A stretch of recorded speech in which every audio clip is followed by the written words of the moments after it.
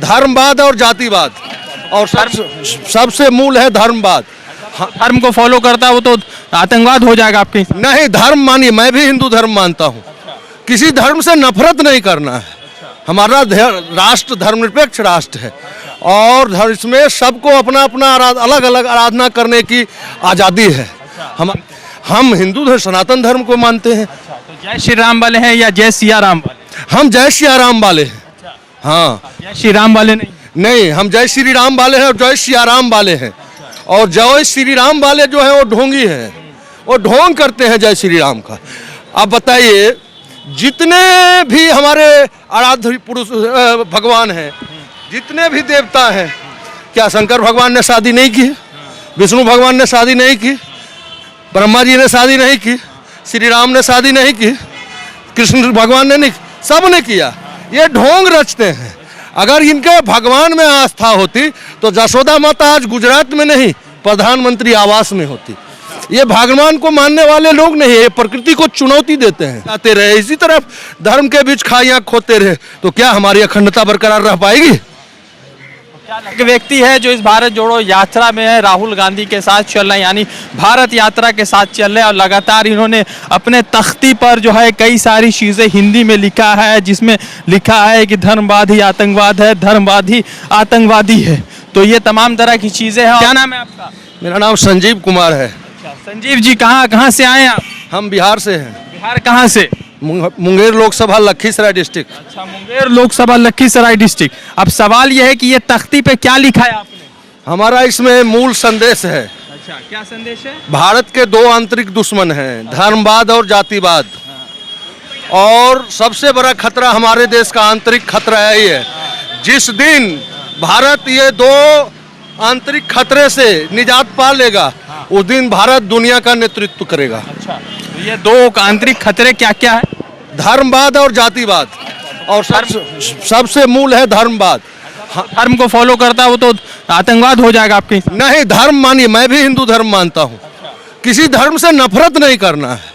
हमारा राष्ट्र धर्मनिरपेक्ष राष्ट्र है और इसमें सबको अपना अपना अलग अलग आराधना करने की आज़ादी है। हमारा संविधान सबको अपना अधिकार देता है, किसको जिसको जो मानना है। कोई अल्लाह को मानता है, कोई भगवान को मानता है, कोई जीसस को मानता है। सबको अपनी अपनी आज़ादी है। और किनको मानते? हम हिंदू सनातन धर्म को मानते हैं। तो जय श्री राम वाले हैं या जय सिया राम वाले? हम जय सिया राम वाले हैं। हाँ, जय श्री राम वाले नहीं, हम जय श्री राम वाले हैं और जय सिया राम वाले हैं। और जय श्री राम वाले जो है वो ढोंगी हैं, वो ढोंग करते हैं जय श्री राम का। अब बताइए, जितने भी हमारे आराध्य पुरुष भगवान हैं, जितने भी देवता हैं, क्या शंकर भगवान ने शादी नहीं की? विष्णु भगवान ने शादी नहीं की? ब्रह्मा जी ने शादी नहीं की? श्री राम ने शादी नहीं की? कृष्ण भगवान ने नहीं, सब ने किया। ये ढोंग रचते हैं। अगर इनके भगवान में आस्था होती तो जशोदा माता आज गुजरात में नहीं, प्रधानमंत्री आवास में होती। ये भगवान को मानने वाले लोग नहीं, ये प्रकृति को चुनौती देते हैं और ये ढोंग करते हैं। और ढोंग के कारण इन्होंने बरगलाकर धर्म के नाम पर सत्ता पे काबिज हैं। इंदौर में, मध्य प्रदेश के इंदौर में राहुल गांधी जी ने कहा था कि जो है हम जय श्री राम का नारा भी लगाते हैं और जय सिया राम का लगाते हैं। तो आप प्रचलन हो चुका है जय श्री राम, जय सिया राम का नारा। हाँ, ये प्रचलन हो चुका है। ये हमारे नेता राहुल गांधी जी का दिया हुआ नारा है। और जय श्री राम, राधा कृष्ण सबको हम मानते हैं। हम सनातनी धर्म है, हम किसी दूसरे धर्म से नफरत नहीं करते हैं। ये बताइए कि यात्रा के बीच जो है वो कोरोना को लेकर जिस तरह से खबरें आई, उसको किस तरह से दिखते हैं? उसको कह रहे हैं कि कोरोना फैल रहा है, राहुल गांधी जी संयम बरते, संयम नहीं बरत रहे, प्रोटोकॉल फॉलो करें। ये यात्रा की लोकप्रियता देख के मोदी सरकार डर गई है और ये कई प्रकारें वो यात्रा में बाधा उत्पन्न करनी चाहती है। इसी के लिए वो कोरोना का बहाना बना रही है और कुछ नहीं है। कोरोना है नहीं है कोरोना है तो सबसे पहले इंटरनेशनल फ्लाइट रोके ना। अभी तक रुका है इंटरनेशनल फ्लाइट इंडिया में। अभी सबसे ज्यादा हमारे पड़ोसी राष्ट्र चाइना में कोरोना है। बताइए, ये जो लगातार रंग को लेकर जो एक धर्म को लगातार कटघरे में खड़ा किया जा रहा है और लगातार अलग अलग सवाल पूछे जा रहे हैं, तो उसको किस तरह से देखते हैं? यही तो रंग भेद, धर्म भेद, यही तो है। इसी के कारण यही तो हमारे देश का खतरा है। आजादी से पहले हमारा देश टूटने का मूल कारण क्या था? कहाँ टूटा है देश? हमारा टूटा है ना। आजादी से पहले भारत एक था, अखंड भारत, और आज दो भारत है। उसका आजादी के बाद दो राष्ट्र बना, एक धार्मिक राष्ट्र, एक धर्मनिरपेक्ष राष्ट्र। और धार्मिक राष्ट्र दुनिया का सबसे बड़ा आतंकवाद है, और धर्मनिरपेक्ष राष्ट्र दुनिया का सबसे बड़ा लोकतंत्र है। और जिस समय हम आज़ादी हुए, दुनिया के विद्वानों ने, पश्चिमी विद्वानों ने घोषणा की कि भारत कभी एक सफल राष्ट्र नहीं बन सकता, वहाँ के लोग सत्ता के लिए लड़ाई करेंगे और भारत खत्म हो जाएगा।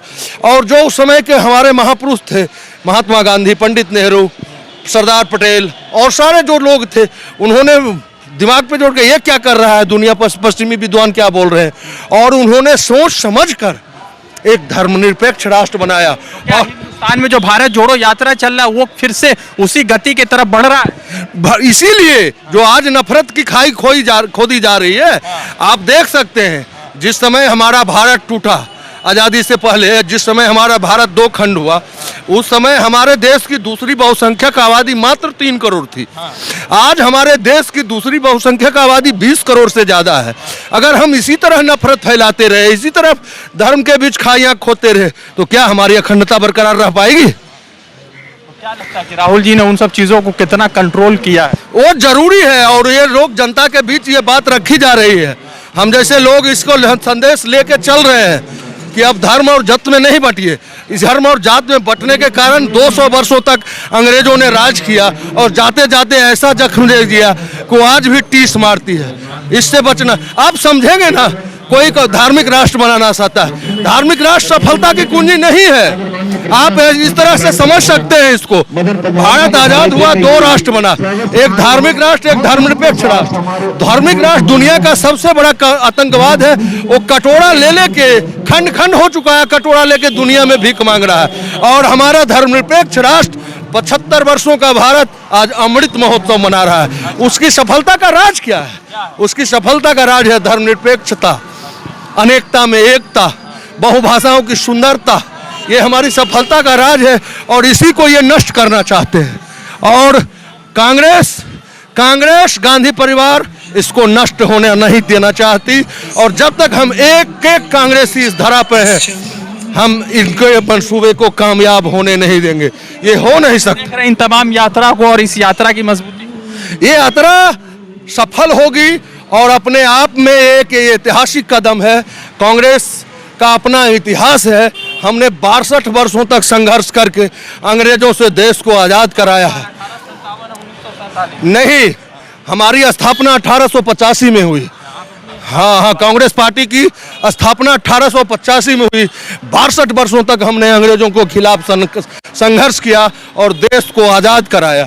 आज उस देश को फिर से धर्म के उन्माद फैलाकर, ये धर्म उन्मादी ताकत हमारी सत्ता पे कब्जा करके आज फिर से देश को भटकाना चाहती है। क्या लग रहा है ये जो यात्रा आ रही है, कोरोना क्या सच में है या यात्रा को कोरोना का रोकने का यात्रा को रोकने का तरीका है? ये कोरोना कुछ नहीं है। अच्छा।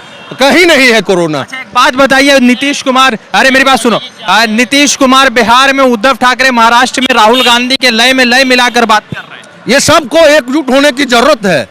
आने वाला समय जो हमारा 2024 है, उसमें सबको एकजुट होने की जरूरत है और देश को बचाने की जरूरत है। ये जो कलर को लेकर भाजपा के लोग कह रहे हैं कि भगवा कलर पे हमारा कॉपीराइट है, तो इसको किस तरह से देखते हैं? नहीं, ये कोई सी कलर नहीं, सबका कलर अपना अपना कलर है, और सब ईश्वर का दिया हुआ कलर है। सबको अपना अपना मानना है। तो भारत जोड़ो यात्रा से कुछ नफरत कम हुआ है? 3000 किलोमीटर चले, जरूर कम हुआ है। आप देख सकते हैं पूरे रास्ते में फूलों की बौछार हो रही है। भारत यात्रियों पे गले लोग मिल रहे हैं। राहुल जी को देख सकते हैं, युवा, बुजुर्ग, किसान, सबसे गले मिल रहे हैं, और सब अपना प्यार लुटा रहा है। ये भी प्यार लुटा रहे हैं। तो भारत द इंडियन खबर, सच आपके सामने।